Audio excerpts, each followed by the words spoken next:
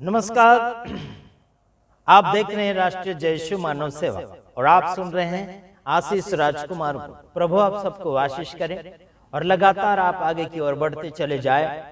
हमारा इरादा और हमारी इच्छा यही है कि आप प्रभु में लगातार बढ़ते चले जाए। प्रभु आप सबको आशीष करें और बीते हुए दिनों से लेकर आप हमारे वीडियो को देखते चले जा रहे हैं। प्रभु आप सबको सलामत रखे और आगे की ओर आपको प्रभु बढ़ाता चला जाए, यही हमारा इरादा है। हमारे सामने बहुत से ऐसे सवाल जवाब आते हैं, उनका हम जवाब भी देते हैं और कुछ सवाल भी पूछताछ करते हैं, उसमें हमें रिटर्न जवाब अच्छा रीति से नहीं मिल पाता। काफी लोग जो है परंपरा के साथ में सेवा को पूरा करना चाहते हैं। सेवा जो है सुधारा करने के लिए सेवा किया जाता है। जो बिगाड़ा होता है उसको सुधारा जाता है, उसी को तो हम लोग सर्विस कहते हैं या फिर सेवा कहते हैं। मेरे तमाम भाइयों बहनों, आप और मैं आत्मिक सर्विस कर रहे हैं, आत्मिक काम कर रहे हैं, आत्मिक मिशन की ओर आप और मैं दौड़ रहे हैं। और जो संसार में बिगाड़ा हो चुका है, मसीह समाज में हो या फिर अन्य समाज में हो, जो बिगाड़ा हो चुका है उस बिगाड़ा को सुधारने के लिए आप और मैं सेवक और सेविका के रूप धारण में जी रहे हैं। लेकिन अगर आप सुधारा नहीं कर रहे हैं और सेवक के रूप में हो, रेवरेंड और बिशप के रूप में आप जी रहे हैं, सेवा में सुधारा नहीं कर रहे हैं, तो आपका नाम और आपकी पदवी किसी भी काम की नहीं होगी। काफी लोगों ने मुझे ये कहा कि आप आशीष राजकुमार, रेवरेंड बिशप और जो है पास्टर लोग, प्रचारक लोग, उनके ऊपर आप टारगेट क्यों करते हैं? ऐसा करके मेरे पास फोन आता है। तो मैं उनके ऊपर टारगेट क्यों करता हूं? क्योंकि उन्होंने जो बिगाड़ा किया है, सेवा को बिगाड़ कर रखा है, विश्वासियों को गुमराह करके रखा है, मैं इसीलिए उनके ऊपर टारगेट करता हूं। मेरे यारों, खास मेरे दुश्मन ये लोग नहीं है यारो, मैं आपका दुश्मन भी नहीं हूं, लेकिन जानबूझकर आप लोग दुश्मनी मोल ले रहे हैं और जानबूझकर मुझे दुश्मन बना रहे हैं। इसमें हमारा कोई घाटा भी नहीं है और फायदा भी नहीं है। हालांकि काफी लोगों ने हमसे मित्रता तोड़ी है, काफी लोगों ने हमारे वीडियो को देखना बंद किया है। हालांकि उसमें मैं कुछ भी बोलना नहीं चाहता हूं, आप देखें या ना देखें, और किसी को भी हमने जोर जबरदस्ती नहीं किया कि आप लोग हमारे वीडियो को देखें। ऐसा करके जबरदस्ती कभी नहीं किया। देखें और लाइक करें, शेयर करें, ये जरूर हम बोलते हैं, हर किसी को हम बोलते हैं। अगर आपको पसंद आया तो आप लाइक करेंगे, फिर शेयर भी करेंगे, ठीक है? तो देखिए, विशेष करके मेरे ज्यादातर दुश्मन हो चुके हैं मसीह समाज में, जो सेवा को बिगाड़ कर रखा है, वो मेरे दुश्मन है। अगर आप लोग सुधारना चाहते हैं सेवकाई में, तो जरूर बाइबल के वचनों को अनुभव करके आगे की ओर बढ़ना चाहिए। मैं क्यों आपके ऊपर उंगली उठा रहा हूं, यह भी आपको ध्यान देना चाहिए, ठीक है यारो? चलो हम आगे जाते हैं वचन में। देखते हैं मत्ती 5 अध्याय उसका 6 वचन में। हम बीते हुए दिनों में भी कहा था कि जिस व्यक्ति को आत्मिक भूख और प्यास है, वो कभी भी अपने आप को नीचे नहीं गिराएगा, कभी भी अपने आप को पीछे नहीं ले जाएगा, लेकिन आगे की ओर बढ़ाता चला जाएगा। आइए देखते हैं, यहाँ लिखा है मत्ती 5 का 6 में, धन्य है वे जो धार्मिकता के भूखे और प्यासे हैं, क्योंकि वे तृप्त किए जाएंगे। धन्य व्यक्ति उसी को कहा गया जो धार्मिकता का भूखा और प्यासा है। धार्मिक सच्चाई होता है, धार्मिक झूठ नहीं होता है, धार्मिक में सच्चाई बोला जाता है। क्या आपको और मुझे सच्चाई बोलने का तलब है? क्या आपको और मुझे सच्चाई दिखाने का जोश और होश है? हेलो, धार्मिक व्यक्ति को भूख और प्यास होना चाहिए। किसकी भूख? धार्मिकता को फैलाने की भूख, धार्मिकता को लागू करने की भूख, धार्मिकता को खाने की भूख, धार्मिकता को लेकर चलने की भूख है आपके और मेरे अंदर। मेरे यारों, धार्मिकता को लोग छिपाए जा रहे हैं। धार्मिकता को अगर कोई प्रकट कर रहा है तो उसका विरोध किया जा रहा है, उसको संगति से हटा दिया जा रहा है, उसको अपने ग्रुप से भी हटा दिया जा रहा है। और ग्रुप एडमिन को बोलेंगे कि इसको हटाओ, आशीष राजकुमार को। मेरे यारो, जितने भी लोग मेरे वीडियो को सुन रहे हैं, आपके पास जितने भी ग्रुप है, मेरा नंबर सारे ग्रुप के अंदर ऐड करो और उसमें एडमिन के रूप में मेरा नंबर रखो। मैं हर ग्रुप के अंदर वीडियो शेयर करूंगा और उस वीडियो को आपको देखना ही पड़ेगा। अगर नहीं देखते हो तो आपको एक बात बताता हूं, मेरे नंबर को आपके ग्रुप में बिल्कुल भी ज्वाइन मत करो, ठीक है यार। हम दूसरों का संदेश बिल्कुल ग्रुप से नहीं सुनते हैं। अगर आपको लगता होगा कि आप मुझे ग्रुप में जोड़कर आपके वीडियो मुझे सुनाओगे, ऐसा अगर आपको लगता होगा तो ऐसे सपने में भी मत सोचना यारो, क्योंकि संसार भर में जितने भी वीडियो बनते चले जा रहे हैं, ज्यादातर खरी शिक्षा के अलावा दूसरे लोग जो है वो सब झूठों में गिना जाते हैं। वो सब गलत रास्ते चला रहे हैं। खरी शिक्षा जो है सही मार्गदर्शन में ले जाने के लिए बड़े जोश और होश में दौड़ रहे हैं, समझ रहे। चाहे कोई भी भाषा का हो गया, खरी शिक्षा बाइबल का वचन बांट रहे हैं खरी शिक्षा के हिसाब से, वो सही रीति से आगे बढ़ रहे हैं। अगर गलती करते तो हम जरूर एक्शन लेते हैं, चाहे वो कोई भी हो गया, छोटा बड़ा कोई भी हो गया। हम हर किसी का बाकी नहीं रखते, चाहे वो कोई भी राजनीतिक से हो या फिर आम जनता से हो या फिर कोई भी ऐसी पदवी से है। मैं डरता तो किसी बाप से नहीं, इतना याद रखना। आपको धार्मिकता की भूख और प्यास होगी तो आप धार्मिकता को अपने जीवन में लागू करेंगे और दूसरे तक पहुंचाएंगे, और पहुंचाने में आप एक दूसरे की मदद करेंगे। समझ में आता है आपको? धन्य वे जो धार्मिकता के भूखे और प्यासे हैं, क्योंकि वे तृप्त किए जाएंगे। हालेलुया, तृप्त किए जाएंगे, इच्छा पूरी की जाएगी, है ना, भर दिया जाएगा, पूरा पूरा भर दिया जाएगा। मेरे यारो, क्या स्वर्ग तक पहुंचने में आपके पास ताकत और बल है? काफी लोगों ने सेवा को बिगाड़ने के लिए बहुत कुछ कारनामे रचे हैं। कुछ लोगों ने मुझे यह भी कहा कि हम परंपरा को छोड़ नहीं सकते। विश्व भर में लाखों और करोड़ों लोग पाए जाते हैं जो परंपरा के साथ अपनी जिंदगी को चला रहे हैं, और परंपरा के साथ जितने भी जिंदगी को चला रहे हैं वो लोग बाहर हैं, परमेश्वर के राज्य में नहीं जी रहे हैं।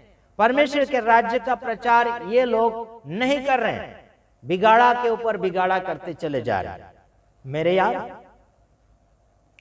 आप लोगों को समझने के लिए समझ शक्ति की आवश्यकता पड़ती है। आप भले बड़ी डिग्री वाले होंगे, छोटी डिग्री वाले होंगे, भले आप इंग्लिश जानते होंगे, भले आप कोई भी पदवी के ऊपर है, भले आप मिशनरी है, बिशप है, हमारे सामने आपका कोई भी मायने नहीं रखता। आपका मान सम्मान नहीं है हमारे सामने। मेरे यारों, जितने भी मेरी वीडियो को सुनते और देखते हैं, आपको खुजली जरूर होगी कान के अंदर, और आप मनपसंद सेवक सेविका प्रचारक चुन लेंगे। जो भी आपको मीठा बोलता होगा उसको आप गले से लगाएंगे। समझ में आता है कि नहीं आता? हेलो, परमेश्वर के ऊपर विश्वास करने के लिए आपको बाइबल का वचन सिखाता है, लेकिन आपने और मैंने जो कम्युनिटी बनाई है, कम्युनिटी का फर्ज बनता है कि सेवा को आगे बढ़ाए हिल मिलकर। हमने जो राष्ट्रीय जय यीशु मानव सेवा स्टार्ट किया है, हमारे जितने भी कम्युनिटी वाले लोग हैं, हमारे जितने भी क्या बोलना चाहिए, इस राष्ट्रीय जय यीशु मानव सेवा में भाग लेकर सेवा कर रहे हैं, एक दूसरे का सहयोग करते हुए आगे की ओर बढ़ना चाहिए। यह सब में ऐसा होना चाहिए, सभी कम्युनिटी में ऐसा होता है और होना भी चाहिए, लेकिन ऐसा बिल्कुल नजर नहीं आ रहा आजकल। मेरे यार, फिर वीडियो हमारे ऊपर भेज देंगे कि इससे मत मांगो, उससे मत मांगो, इसको मांगो, उसको मांगो, डायरेक्ट परमेश्वर से मांगो, है ना। मेरे यारो, गांधी जी के छपे हुए नोट जो है ना, गांधी जी का जो नोट के ऊपर फोटो छपा हुआ है वो परमेश्वर स्वर्ग से नहीं देगा। कुछ लोग बोलते हैं कि परमेश्वर से मांगो। यारो, जो मनुष्य के पास है वो चीजें परमेश्वर के पास नहीं है। परमेश्वर ने मनुष्य को सौंप दिया गया है वो चीजें, और जो परमेश्वर के पास है वो परमेश्वर से ही मांग सकते हैं हम, और वो लोगों में बांटना है। समझ में आता है आपको मैं क्या कहना चाहता हूं? आपको प्राप्त करके बांटना है। आपने अगर प्राप्त किया है तो उसे बांटो, नहीं प्राप्त किया है तो उसे हासिल करो, परमेश्वर के द्वारा या फिर मनुष्य के द्वारा हासिल करो और आगे की ओर बढ़ो, और एक दूसरे को नीचे गिराने के लिए कोशिश ना करें। आप अगर आत्मिक भूखे और प्यासे हैं तो सेवकाई क्षेत्र में आप खुद बढ़िए या फिर दूसरों को बढ़ाइए। आपकी ताकत, आपका बल, आपका धन दौलत, आपका शोहरत इस्तेमाल कीजिए सेवकाई क्षेत्र में। हालांकि ताने मारने के लिए सेवा क्षेत्र में विश्वासी जीवन नहीं चाहिए। एक दूसरे को ताने नहीं मार सकते, आपके पास ये नहीं, वो नहीं, फलाना ढेकना नहीं। अरे यारो, प्रभु यीशु मसीह ने कहा जो आपके पास है, जो जरूरतमंद है उसको दो। क्या आप देना चाहते हैं? आपने और मैंने परमेश्वर के वचन को पाया है, परमेश्वर के नाम में आत्मिक भूख को पाया है। आपको और मुझे आत्मिक भूख लगी है तो आप किसी भी रीति से आराम नहीं करोगे। घर में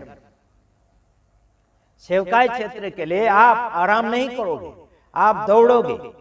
संसारिक आराम अलग बात है और आत्मिक आराम बिल्कुल नहीं है। हेलो, आत्मिक आराम बिल्कुल नहीं है, आगे की ओर दौड़ना है। सुकून से रह सकते वो अलग बात है, लेकिन आपको स्टॉप रहने की बात नहीं है, आपको रुक जाने की आवश्यकता नहीं है। सेवा क्षेत्र में आपकी उम्र घट गई, आप रिटायर हो गए सरकारी नौकरियों से या फिर कोई और कामकाज से, आपको रिटायर कर दिया गया है, लेकिन प्रभु यीशु मसीह ने आपको रिटायर नहीं किया, आपको सस्पेंड नहीं किया। आप जब तक जिंदा है तब तक आप प्रभु यीशु मसीह का कार्य करने में सक्षम होना चाहिए। अगर आपका शरीर आपको साथ नहीं दे रहा है तो कोई और आगे दौड़ रहा है, उसका हेल्प कीजिए। किस रीति से आप उसे आगे बढ़ाना चाहते हैं वो चीजों को उसे मदद करके आप आगे बढ़ाइए। मेरे यार समझ रहे? कुछ ऐसे सेवक सेविका भी हो गए कि झूठ बोलकर आपके पास मदद मांगेंगे, बोलेंगे कि मेरे पास ये नहीं वो नहीं, लेकिन वो आलसू टट्टू हो गए कि काम करते नहीं है, आलसू हो गए, फुकट का खाना सीख गए हैं। तो ध्यान दीजिएगा, ऐसों से भी सावधान होना है। खुद घर में काम करते नहीं, घर में झगड़ा करते रहते, हर रोज कभी कभी पाप करते रहते, फिर बाद में पश्चाताप करेंगे। मेरे यारों, मसीह में जब आप आ गए, पाप करने की कोई गुंजाइश नहीं है, आपको छुट्टी नहीं दी गई। आप धार्मिक व्यक्ति है और धार्मिकता में आप आगे बढ़ रहे हैं और धार्मिकता आप बांट रहे हैं और धर्म के काम कर रहे, पुण्य के काम कर रहे, भलाई का काम कर रहे हैं और आगे की ओर सुधारा का काम कर रहे हैं। मेरे यारों, आप कोई सादा सुधा इंसान नहीं है, आप कमजोर व्यक्ति नहीं है, आप एक म्युनिसिपालिटी के समान नहीं है। मेरे यार, उससे भी बढ़कर आप है। मेरे यारों, संसार भर में आपको आत्मिक भूख होना चाहिए, प्रभु परमेश्वर का भूख होना चाहिए।